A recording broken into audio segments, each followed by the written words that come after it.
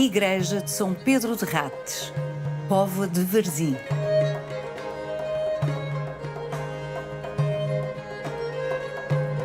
A Igreja de São Pedro de Rates é dedicada a um santo que nunca existiu. A figura de São Pedro de Rates é um mito, como tantas figuras e histórias criadas para mobilizar os crentes. A Igreja de São Pedro de Rates terá tido a sua primeira fundação antes do ano 1000. Foi reconstruída e aumentada em 1100 pelos últimos condes de Portugal e 50 anos depois recuperada pelo filho, Dom Afonso Henriques. Ao longo dos séculos, a Igreja foi sucessivas vezes intervencionada.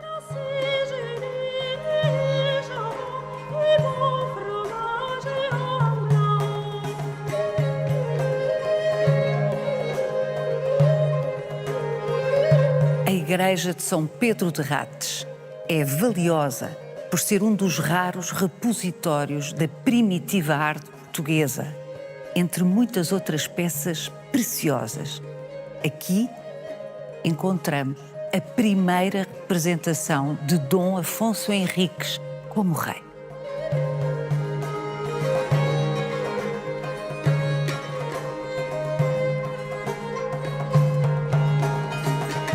Vai querer saber mais? Venha conosco nesta visita guiada.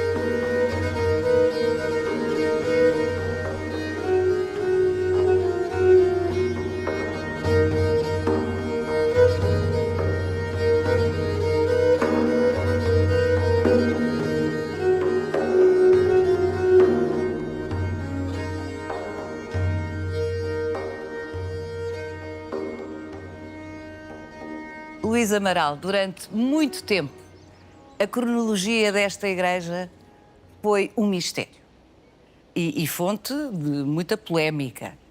E quando entramos na igreja, e já vamos entrar, vamos perceber exatamente porque realmente lê-la, compreender a datação dos vários elementos arquitetónicos, decorativos da igreja não é nada fácil. Mas hoje é mais ou menos consensual que a primeira fundação desta igreja data de antes do ano 1000. Um tempo que antecede a construção dos Estados e os reinos, que por sua vez são herdeiros de uma história ainda mais longínqua, que nos levaria muito longe, mas pelo menos até ao Império Romano e ao processo da romanização deste território. Em linguagem, digamos, corrente, diríamos que a romanização é uma espécie, entre aspas, de um pacote com vertentes diversificadas, que vão, num primeiro momento, claro, do domínio militar, ocupação e o controlo militar do território, mas, digamos, associado a esse processo vem a organização social desse mesmo território, do ponto de vista económico, do ponto de vista político, do ponto de vista cultural. E tudo isto é um conjunto, é uma amálgama. É que se chama romanização. É que chamamos romanização.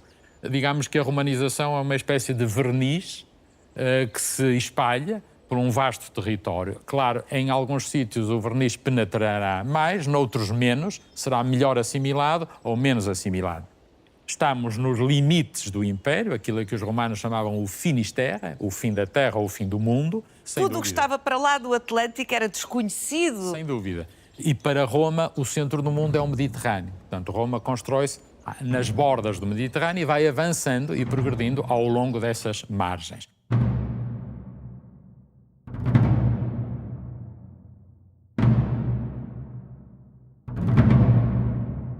o território em que nos encontramos, aquilo que a partir do final do século III e início do século IV se constituirá na província da Galécia, a última província a ser constituída na Península Ibérica por Roma, era mesmo, de facto, o fim do mundo. Ora, muito dessa ordenação romana, daqui como em qualquer outro ponto do Império, daqui até ao Oriente, até ao lado oriental do Império, teve sempre em consideração as realidades pré-existentes, adaptando-as, modelando-as. Às vezes integrando-as. Sem dúvida nenhuma, as mais das É de uma vezes grande integrando. inteligência que provavelmente, Luís Amaral, corrija-me, é uma das razões que está na base da longevidade de Roma no sentido de república, império romano. É essa capacidade de alguma forma, depois de dominar um território, respeitar as culturas pré-existentes. Obviamente devemos ver isso numa perspectiva de um absoluto pragmatismo e não propriamente daquilo a que nós hoje entendemos por tolerância. Roma é extraordinariamente pragmática e, portanto, analisa a situação, percebe o que tem no território, adapta-se, obrigando os outros também a adaptarem-se. Evidentemente que o modelo romano é tão diversificado na sua oferta, a tal romanização, que é sempre muito sedutor. E mesmo aquelas populações que não ficaram absolutamente submetidas à autoridade romana, política, militar, mesmo essas acabaram por assimilar, numa espécie de movimento de esponja, tudo aquilo que Roma trazia consigo. Por isso nós encontramos nos territórios do norte da Península Ibérica, nas montanhas asturianas e cantábricas, onde Roma verdadeiramente nunca conseguiu impor o seu domínio, mas encontramos uma série de testemunhos do processo de romanização.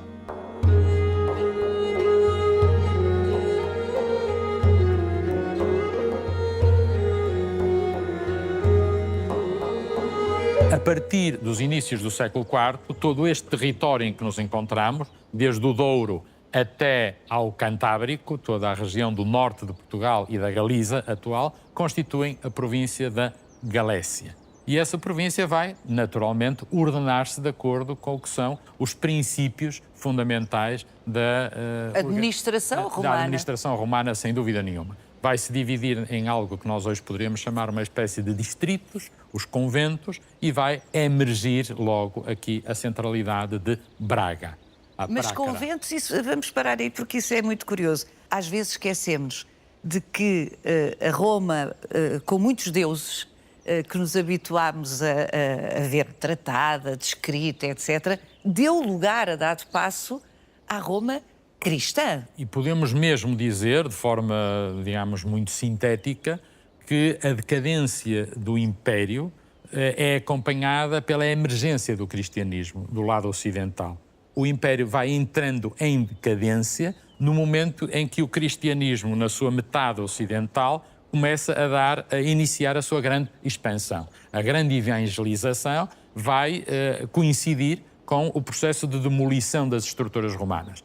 Por isso, não é de estranhar que a Igreja dos cristãos, aqui em sentido geral, e depois cada uma em particular, tenham tido, digamos, uma capacidade extraordinária de absorver o Império. De um certo ponto de vista, a Igreja dos cristãos é a grande herdeira do Império Romano e, por isso, nós ainda hoje somos capazes de ver muito do que resta do Império através da forma como a Igreja transportou no seu interior, na sua dimensão institucional e material, esses tempos romanos. Portanto, há uma absoluta adaptação. Por exemplo, poderíamos invocar uma série de casos. Não é de estranhar que a Brácara Augusta seja constituída em diocese e mais tarde até em arquidiocese, isto é, da diocese superior em todo este território da Galécia.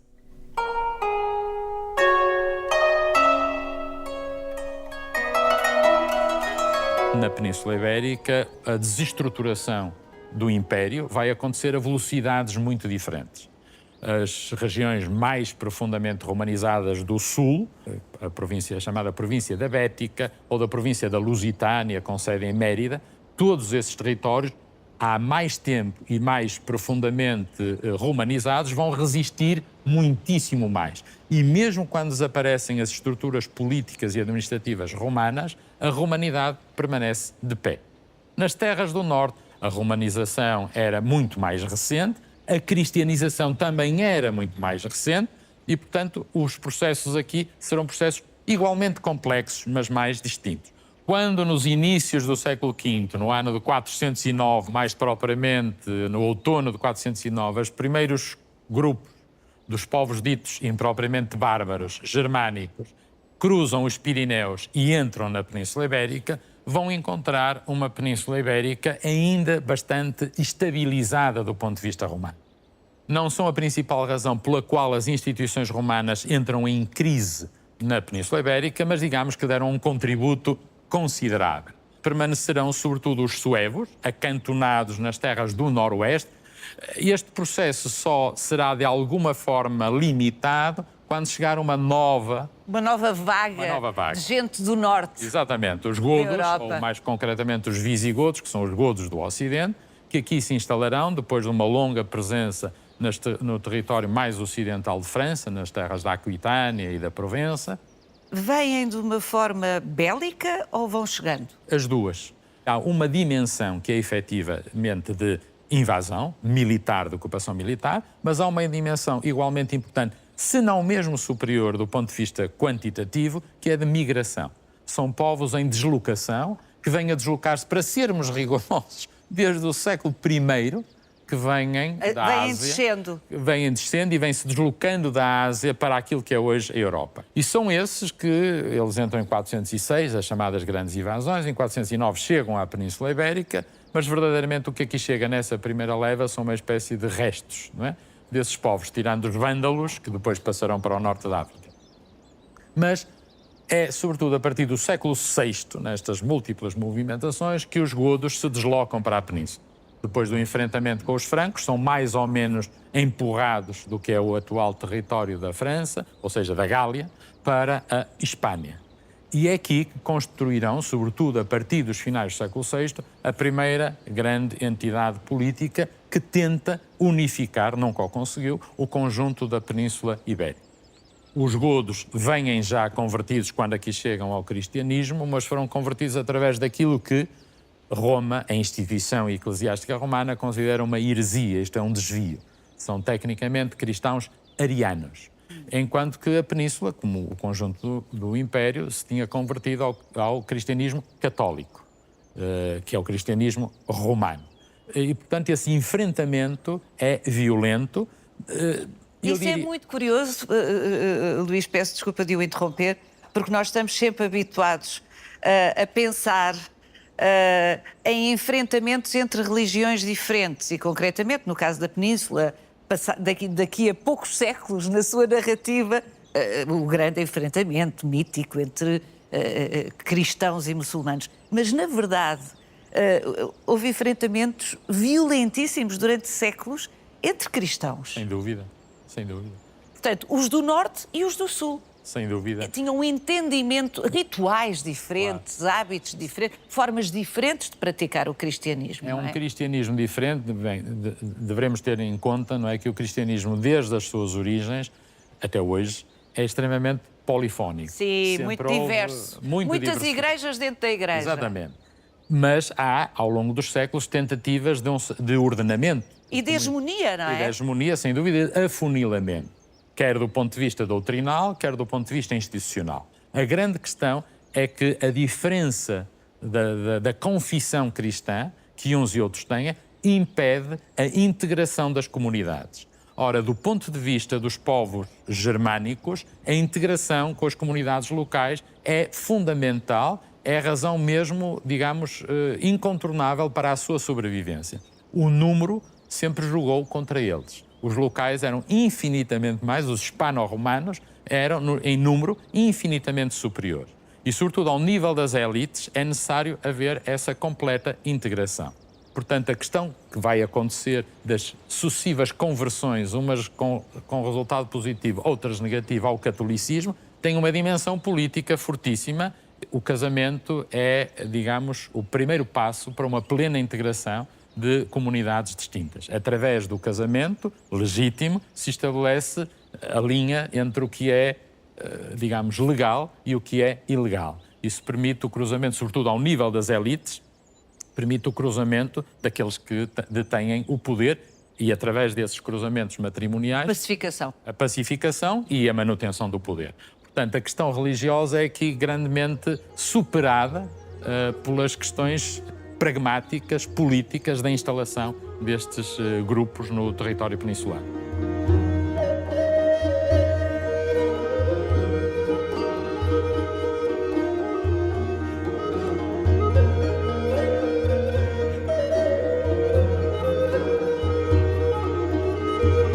Quando chegamos aos finais do século IX, início do século X, todo este território e muitas destas unidades têm atrás de si já uma longuíssima história.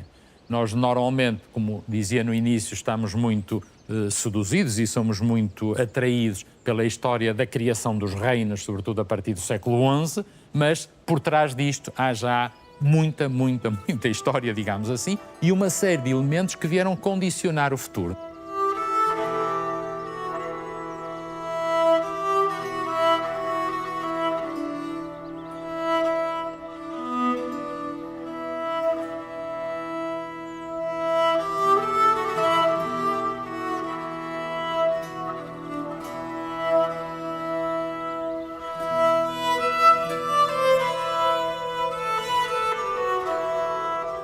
Antes de entrarmos e começarmos a ver esta manta de retalhos, porque é disso que se trata, que é da Igreja de São Pedro de Ratos, eu gostava que o Luís Amaral nos falasse da pertença desta igreja a Braga. Quer dizer, não estamos longe, mas à época era longe. Pertence a Braga do ponto de vista da administração eclesiástica. A partir do século IV e, sobretudo, nos séculos seguintes, as dioceses vão emergindo como uma espécie de nova roupagem das antigas divisões administrativas E com romanas. o tempo, corrija-me, Luís Amaral, de alguma forma assumindo poder Sem dúvida. que Sem as dúvida. administrações romanas tinham junto das dúvida. populações. Portanto, Muitas vezes, das poucas entidades respeitáveis que ficaram no território foram precisamente os líderes religiosos, os líderes eclesiásticos. Portanto, foram chamando a si uma série de competências que, à partida, ultrapassavam e muito a simples a cura, animaram, isto é, tratar das almas e da salvação das almas, da evangelização.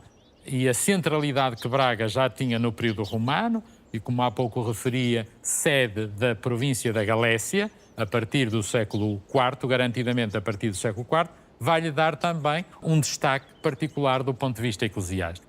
A Diocese de Braga, a partir dos finais do século VI, no tempo de Martinho de Dume, será elevada à dimensão de arquidiocese, quer dizer, a principal diocese deste território, tendo as demais dioceses da Galécia uma dependência em relação a Braga.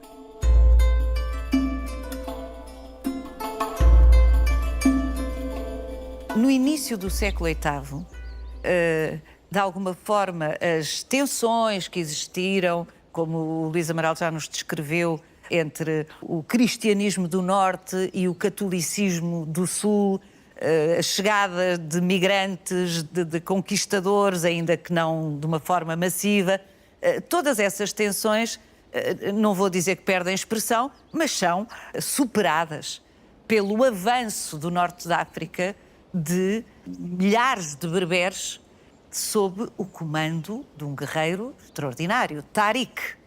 É o início da ocupação islâmica da Península Ibérica. Sem dúvida, o ano 711 é daqueles momentos ou daquelas datas absolutamente incontornável.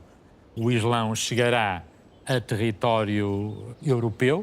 Na realidade, o Islão que vem através do norte da África nada mais está a fazer do que continuar a progressão através de espaço do antigo Império Romano, portanto, circulou pelo lado sul do Mediterrâneo e, naturalmente, chegando ao extremo do norte da África, aquilo a que os romanos chamavam a província da Mauritânia, naturalmente passaria para a Hispânia.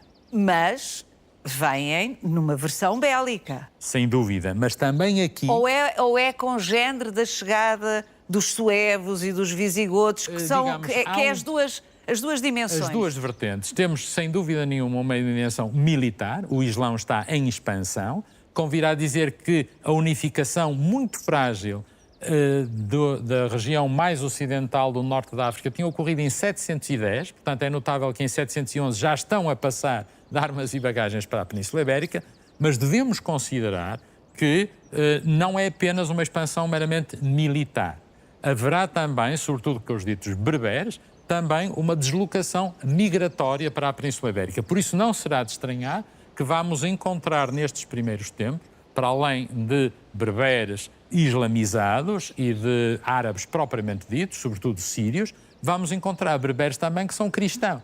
E, portanto, que vem nesta onda... Visto de perto, é tudo muito mais complexo Sem dúvida. do que as simplificações que nos chegam, guerras entre cristãos e muçulmanos, como se fossem corpos uniformes de um lado e do outro, como se não houvesse tantas variáveis e tantas variações neste cenário, não é? Ou seja, é uma, diria eu, uma comum história humana.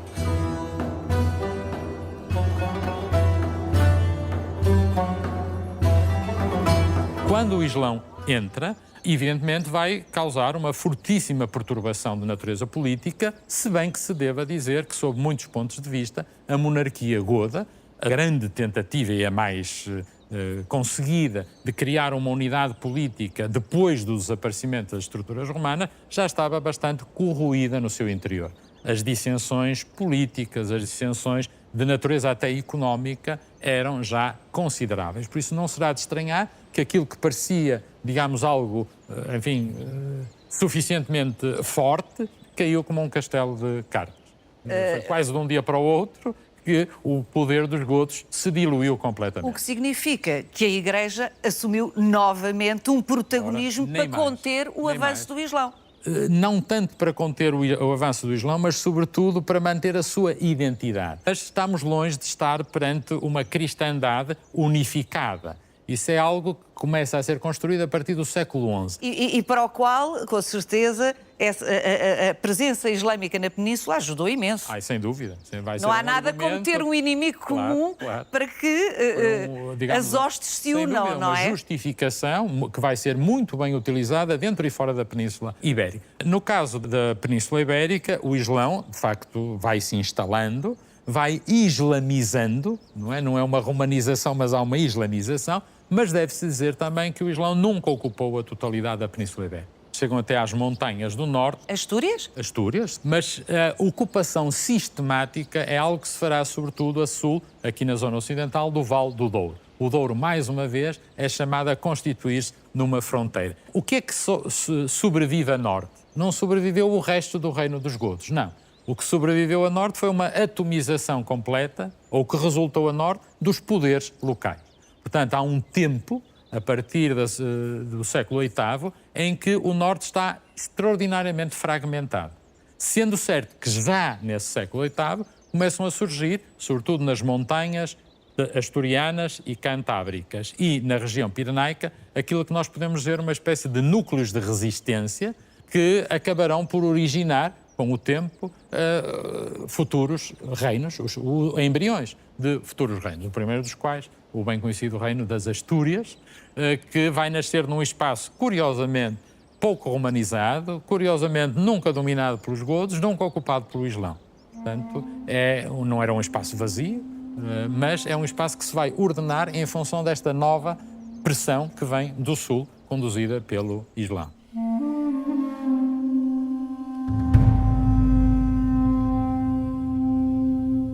Braga, no meio disto tudo, desaparece quase circulação.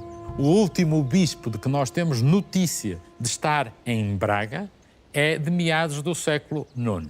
Mas a partir de meados do século IX, quando a intensidade do conflito aumenta e uma série de bispos abandonam definitivamente as suas dioceses. Deve-se dizer que o abandono vai ser muito superior nas terras não ocupadas pelo Islão do que nas terras ocupadas pelo Islão. A malha eclesiástica manter-se-á muito mais efetiva no sul, também porque era um cristianismo muito mais enraizado, muito mais desenvolvido, muito mais culto, há que reconhecê-lo. No norte, muito rapidamente, tudo se fragmenta e dispersa.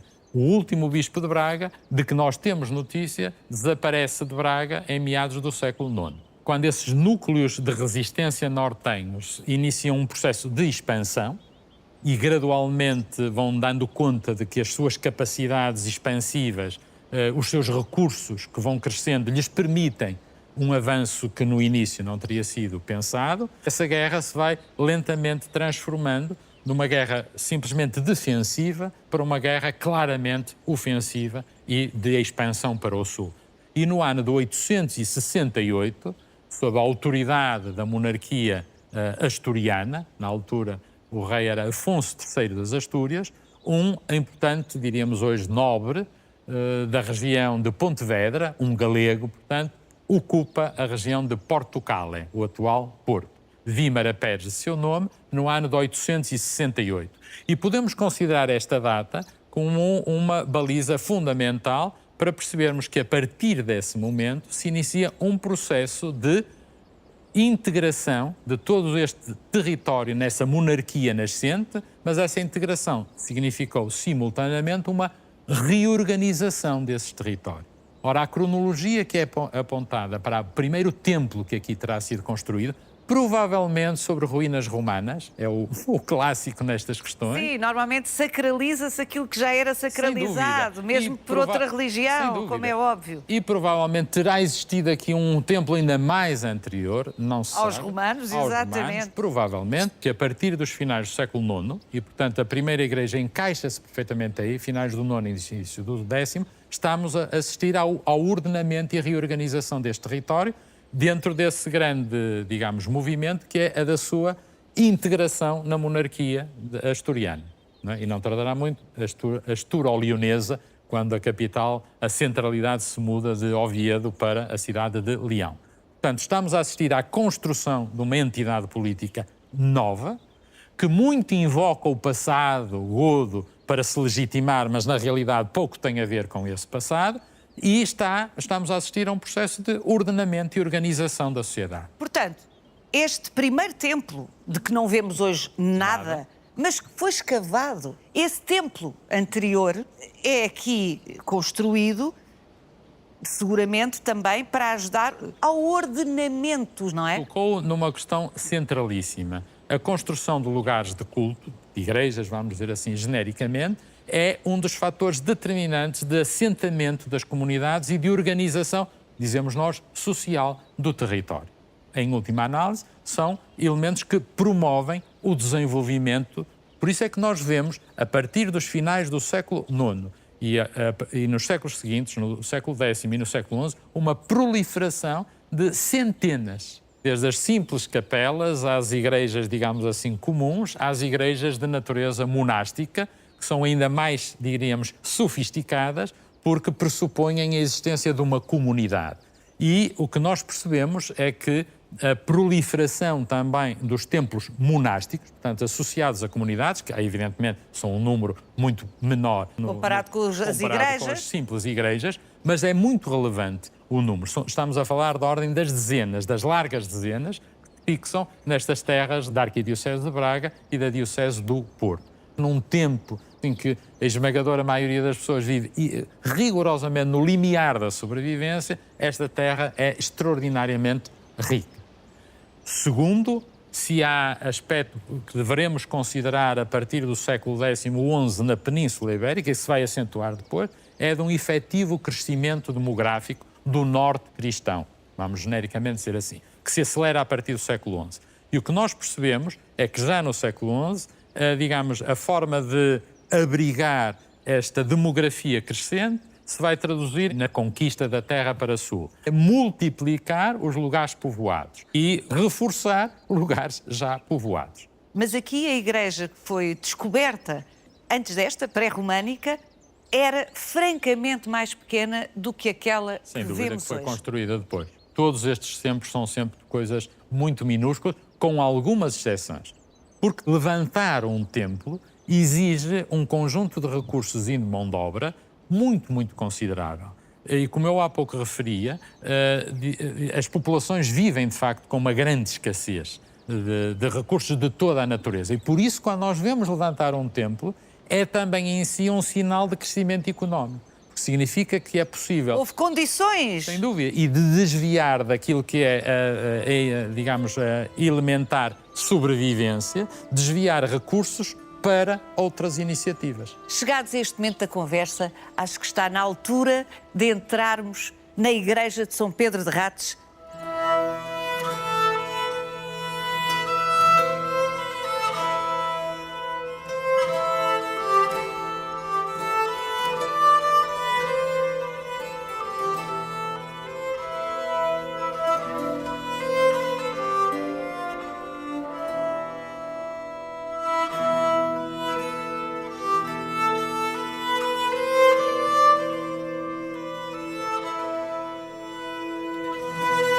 Luís Amaral, quem mandou edificar este templo, esta igreja, com esta escala? Porque já vimos que a anterior, que seguramente estaria em ruínas, era bem mais pequena, não é? Sem dúvida. Bom, tudo indica que foram os condes portucalenses, Dom Henrique e Dona Teresa, que deve-se dizer, em torno de 1100, 1099, 1100, datas hoje apontadas pelos especialistas como o momento da reconstrução desta igreja, estavam ainda há muito poucos anos à frente do condado portucalense, desde os finais de 1095, 1096. E, portanto, estão a iniciar a sua governação deste território com um grande domínio. Convém lembrar que o poder dos condes portucalenses, Dom Henrique e Dona Teresa, é um poder que foi conferido pelo pai de Dona Teresa, sogro de Dom Henrique, Afonso VI de Leão e Castela. Portanto, é um poder de natureza régio, que eles vão usar, utilizar e aplicar neste território, não sendo reis, mas de forma muito semelhante à de um governo de natureza régia. Ora, uma das peças fundamentais é a constituição no interior dos seus domínios de uma igreja forte. Essa igreja forte só podia ser, naturalmente, a Diocese de Braga, de longe, a instituição mais prestigiada neste território e que já tinha sido restaurada em 1071. Deve-se dizer, restaurada parcialmente. Ora, pouco depois da chegada do conde a este território, a Diocese de Braga conhece um novo bispo, conterrâneo de Dom Henrique, Geraldo Futur São Geraldo, um monge cluniacense, ligado à Cluny, e, para além disso, Dom Henrique é igualmente parente, muito próximo, do então todo-poderoso abade de Cluny, Hugo de Cluny. Portanto, há uma série de relações com o universo cluniacense, não apenas do ponto de vista religioso e, mais concretamente, monástico, mas também do ponto de vista político. Convirá dizer que, por essa altura, a cristandade latina, isto é, o mundo europeu ocidental, tem uma espécie de duas cabeças. Há, de facto, Roma que está a emergir, mas Cluny faz-lhe muita sombra. Não podemos falar na existência de um segundo Papa, mas os abades de Cluny nos finais do século XI, primeira metade do século XII, são indiscutivelmente o outro grande polo da cristandade ocidental. Portanto, há uma rivalidade. Sem dúvida nenhuma.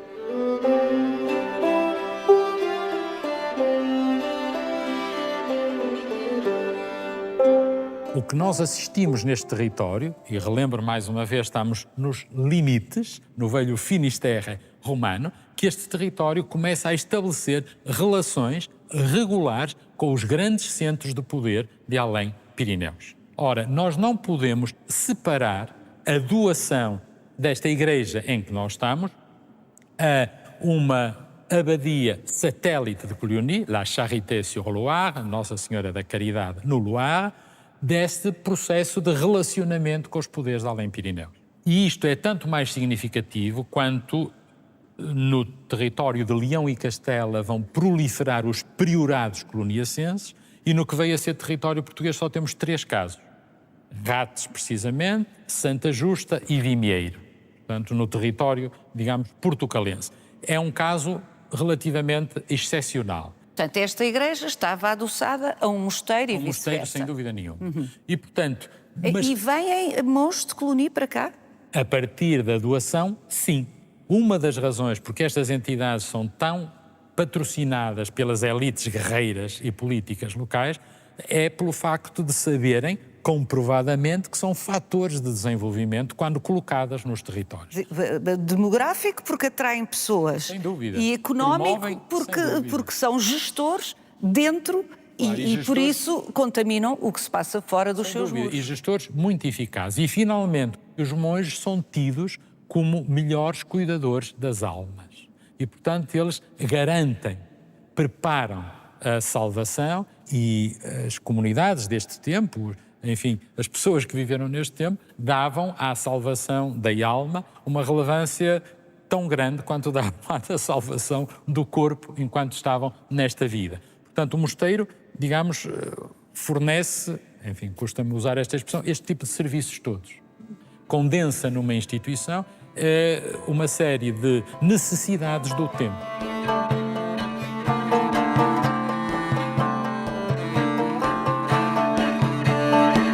Depois da invasão islâmica, de alguma forma, ter separado a península do resto da Europa, a partir do século XI percebemos que a península se volta a relacionar com a Europa. Tudo o que o Luís Amaral nos diz faz-me pensar que essa ligação que se está a fortalecer nesse século XI e inícios do XII com o mundo além Pirineus, leia-se aquilo que hoje diríamos França, faz com que comece a chegar à Península Ibérica as modas. Claro. Vamos chamar assim para simplificar, mas se quisermos as modas arquitetónicas, artísticas de além Pirineus. É que durante muito tempo se acreditou e se defendeu e se disse e se escreveu concretamente a parte ocidental da Península Ibérica, aquilo que corresponde ao nosso território, Portugal, era muito desfasado, muito periférico de tudo o que era ditado em Itália, em França, eu vou chamar assim para simplificar. Sim. Mas, de facto, esta igreja prova que, em 1100, já se estava a construir aqui com a linguagem arquitetónica românica. Sem dúvida. E isso é um dos fatores que torna São Pedro de Ratos tão relevante. Sem dúvida. Para a historiografia nacional e para a nossa história como nação. Claro. Como dizem muito bem, é um desses sinais dessa aproximação, dessa relação que se está a restabelecer, que verdadeiramente nunca desapareceu, mas, como é fácil de compreender, com a presença islâmica diminuiu consideravelmente. Ora, estas grandes entidades políticas que o século XI está a potenciar e que estão a iniciar verdadeiramente aquilo que ainda hoje podemos chamar de reconquista, desse avanço concertado para o Sul, Dom Henrique e Dom Raimundo chegam à Península Ibérica integrados em contingentes militares que vêm auxiliar o Reino de Leão e Castela, passa a chegada de uma nova onda, digamos assim, muçulmana, a vinda dos almorávidas, mas com eles vêm uma série de outros elementos, não é? E, portanto, aberto esse caminho, virão os monges, virá uma cultura religiosa diferente, virá o românico. A arte românica serve, primeiramente, a nova linguagem religiosa, que vem muito, digamos, sustentada, quer por Roma, quer por Cluny. Portanto, essas novas regras de como construir igrejas, de como celebrar a Eucaristia, provavelmente do calendário, de todos os rituais, que com certeza se alterou também, e, portanto, o românico corresponde a um dos momentos, exatamente, como dizia o Luís há pouco, de tentativa de hegemonização, criar uma linguagem comum. Era indiferente o cristão, ou o católico mais propriamente, estar na Península Ibérica, ou em França, ou num território germânico, era assim, igual. A partir do século XI começa-se a construir o papado tal como, sobre muitos pontos de vista, ainda hoje o entendemos, essa centralidade, não é? Diz-se muitas vezes que a Península Ibérica, até ao ano 1000, é uma cristandade sem Papa, não é? De facto, reconhece o prestígio do Bispo de Roma, mas ainda, digamos, a sua condição de patriarca, de Papa, ainda não se tinha traduzido em atos efetivos de intervenção e de governo. A partir do século XI as coisas mudam, era uma história que nos levaria longe, e a chegada dos monges, a chegada do românico, da nova liturgia, tudo são sinais de como essas linhas começam a chegar também aqui. Esses movimentos, essas novidades europeias, digamos assim, começam a chegar a este território.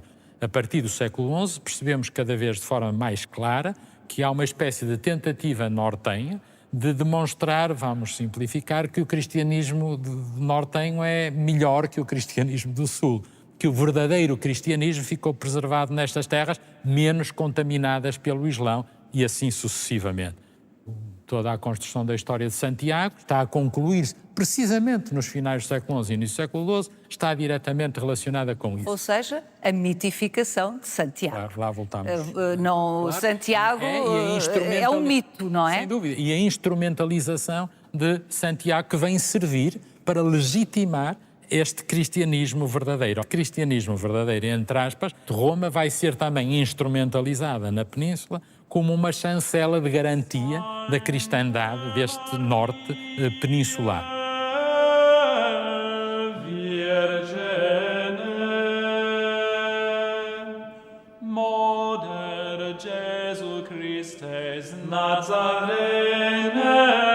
A feição fundamental da Igreja de São Pedro de Rates é devida aos condes, aos últimos condes de Portugal, Dom Henrique e Dona Teresa. Mas, 50 anos depois, ao que rezam documentos, Dom Afonso Henriques, seu filho, intervém de novo em São Pedro de Rates. E a intervenção do tempo de Dom Afonso Henriques é ditada por aquilo que era relativamente vulgar, que eram os desastres, se assim se pode chamar. Aqui terá caído a abóbada da Capela Mor e, portanto, houve necessidade de fazer uma intervenção na Igreja. Mas também se deve dizer que a intervenção é ditada porque se continua a reconhecer a esta Igreja relevância. Não é? Apesar do mosteiro, da comunidade que aqui se constituiu, ter sido sempre bastante modesto, se assim podemos dizer, nos finais do século XIV já não há monges e no século XV isto vai ser reduzido a uma simples igreja paroquial, a verdade é que em meados do século XII foi entendido que valia a pena continuar a apostar, o que significa que esta igreja e a comunidade que a envolvia continuavam a cumprir funções necessárias à sociedade em que se inscreviam. E além do mais, ainda não foi aludido aqui nesta conversa, mas Rates faz parte de um dos percursos para Santiago de Compostela. Portanto, é um percurso de peregrinação, não é? É um percurso de peregrinação e continua a estar, como sempre esteve, inserida numa terra extraordinariamente fértil do ponto de vista agrícola. Portanto, a relevância material, económica, o lugar de passagem, a importância que teria, apesar de tudo, a comunidade que aqui estava instalada, tudo isso deve ter, digamos, demonstrado que vale a pena investir e reconstruir a Igreja. Mas este tempo foi tão intervencionado ao longo dos séculos que se torna dificílimo reconhecer o que é do tempo dos condes, o que é do tempo de Dom Afonso Henriques. Tanto mais que, para além das intervenções, por exemplo, no século XVII, que foi uma grande intervenção, há uma intervenção que é verdadeiramente transformadora deste espaço, que é a dos anos 30 do século XX. Eu diria que tudo o que acaba de dizer atesta, antes de mais, a relevância da Igreja. Nós hoje, verdadeiramente, estamos numa Igreja do século XXI, que ela continua a ser funcional, mesmo que seja uma complicação imensa para os especialistas. Desde Manuel Monteiro, que foi pioneiro no estudo desta Igreja, Carlos Alberto Ferreira de Almeida e, sobretudo, Manuel Luís Real, se deram conta do É uma manta de detalhes, porque só para chamar a atenção para um pequeno aspecto, em 10 arcos não há 2 iguais.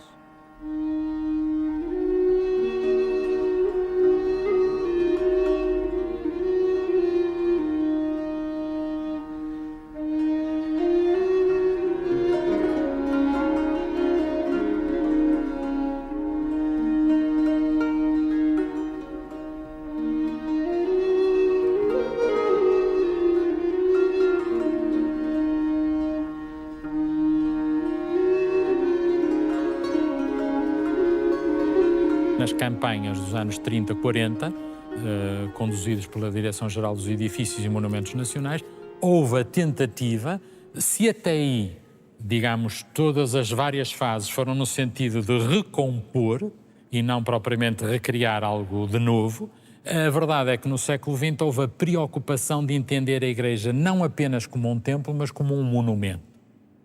E, portanto, houve a preocupação de reconduzi-la àquilo que se imaginava ser a sua origem. A sua versão original. Ora, nem mais. O arquiteto Rogério de Azevedo, que merece a todos os títulos ser louvado em termos de grande defensor do património português, fez aquilo que na altura... Se acreditava que era correto fazer. É preciso ler as coisas nos seus contextos, não é? É exatamente isso. E dizer isso é praticamente dizer tudo. E, portanto, ele tentou encontrar aqui uma igreja românica equilibrada, pura, sóbria. Aquilo que ele imaginava que tinha sido construído pelos condes, pelos últimos condes de Portugal. Naturalmente que... Mas desmontou-a. Claro. Desmontou-a toda e remontou-a. Daí esta... Claro. E ao remontar, com esta perspectiva e não meramente com uma perspectiva funcional, naturalmente se deteve com uma série de materiais em relação aos quais não sabia determinar quais as relações. Peças que ele não sabe como é que as coisas se ligavam, provavelmente muitas já não estavam in situ, das várias reconstruções já tinham sido mudadas, e ele tentou encontrar aqui o melhor encaixe possível. No que é que se acreditava? Porque, evidentemente, essas ações que descreve obedecem a uma concepção do mundo, a uma ideia e a um propósito, a um objetivo. No que é que se acreditava quando se intervinha de uma forma tão radical num objeto com 800 ou 700 anos? Há muito aqui uma ideia, portanto, há uma ideologia ou várias ideologias sobre as quais se sustenta todo o processo de recuperação patrimonial que vem desde o século XIX. Mas há, diria eu, um elemento que se vai manter, vai-se modelando, mas vai se manter até meados do século XX, que é essa ideia de que há um Portugal original, um Portugal primitivo, que é um Portugal românico, granítico, sóbrio, austero. Portanto, as origens do reino confundem-se com esta clareza, nesta robustez. Ora, escusado será dizer que toda a leva nacionalista que o século XIX despoleta às primeiras... E que o século XX de Salazar amplifica... Ora, nem mais, assentam, digamos, como uma luva nesta forma de entender o passado. Convirá a lembrar, já que falou de Salazar, que um dos famosos cartazes de propaganda a Salazar dos anos 30 colocou Salazar na figura de Dom Afonso Henriques, a famosa estátua que está em Guimarães e que nós normalmente entendemos com a imagem icónica de Dom Afonso Henriques, aparece Salazar vestido como Dom Afonso Henriques. Portanto, essa colagem a esse primeiro Portugal, o verdadeiro Portugal, o mais puro Portugal, e, evidentemente, havia que limpar tudo, digamos, o que os séculos de história tinham colocado sobre esses testemunhos primitivos para eles voltarem a luzir com a grandeza das origens. O facto é que aqui foram encontradas peças que configuram a primitiva arte portuguesa no sentido em que Portugal data do século XII. Os primeiros tempos. Os primeiros tempos. Sem dúvida.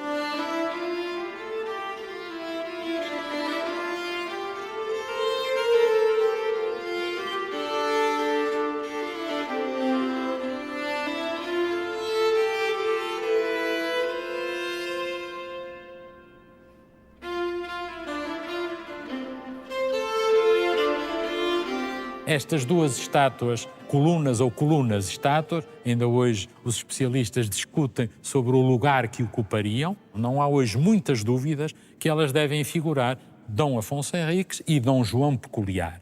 Ora, o Dom Afonso Henriques, se assim for, é a primeira representação que nós temos do primeiro rei de Portugal.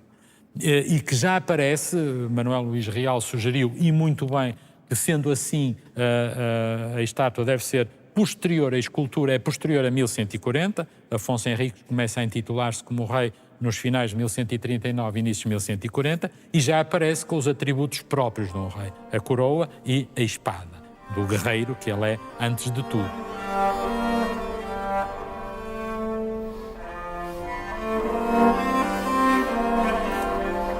A outra figura não é menos relevante, Dom João Peculiar, que é por essa altura o arcebispo de Braga. Ora, Dom João Peculiar é nada mais, nada menos, assim em linguagem mais simples, que uma espécie do braço direito eclesiástico de Afonso Henriques. Portanto, que este templo tenha consagrado, como em mais nenhum espaço do norte e do sul, as duas imagens que em meados do século XI são, sem dúvida nenhuma, duas personagens relevantíssimas no processo da formação de Portugal, é notável. Só por isso valeria a pena vir a Rates.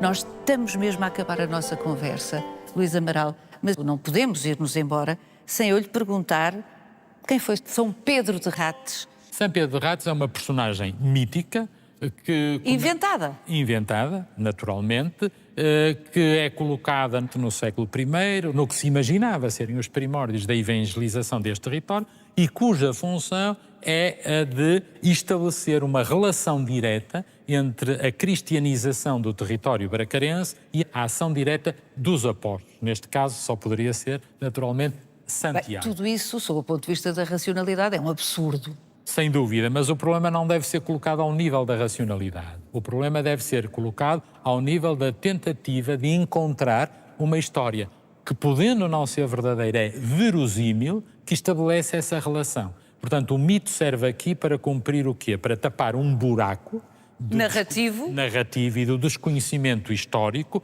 e estabelecer uma continuidade. Uma legitimidade, uma filiação, uma genealogia. Sem dúvida. Não é? Está tudo ligado a Jesus. Sem dúvida. Portanto, foi um apóstolo, o apóstolo Santiago, que chegou e depois este foi discípulo do apóstolo, portanto, Pedro de Rates. É essa legitimidade que assiste aos bispos de Roma. Foi estabelecer a relação direta de Pedro e dos sucessores de Pedro. Portanto, aí digamos, todo o poder de Roma, há pouco falávamos na emergência de Roma a partir do século XI, assenta neste princípio, chamado argumento petrino.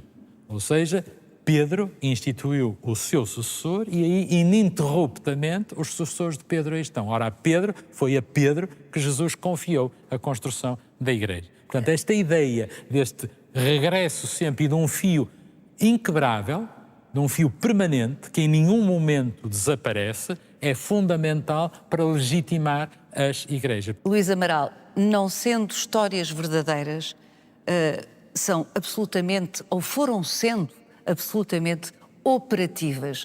O facto é que a Igreja de Roma tem 2000 anos. Tem toda a razão, na medida em que isso levará a considerar Pedro como o Papa, coisa que ele nunca foi. Não é? E, portanto, essa reconstrução, digamos, retrospectiva de uma história absolutamente linear é fundamental para justificar os sucessivos presentes, até aos nossos dias, para sermos rigorosos, até aos nossos dias.